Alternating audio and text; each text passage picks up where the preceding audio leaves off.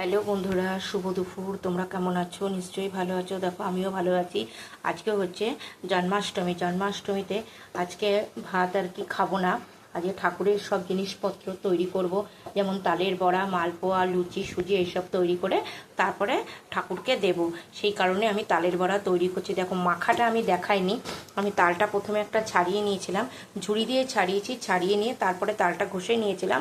ওর মধ্যে আমি দিয়ে দিয়েছিলাম কিছুটা ময়দা, দিয়েছি নারকেল কুড়ো, দিয়েছি চিনি, দিয়েছি, দিয়ে ভালো করে একটু মেখে নিয়েছি। আমি মাখাটা আমি তোমাদের মানে কিভাবে মেখেছি সেটা দেখাইনি। দেখো মেখে আমি দেখো রেডি করে রেখেছি। এই দেখো এতটা হয়েছে, মেখে রেডি করে রেখেছি।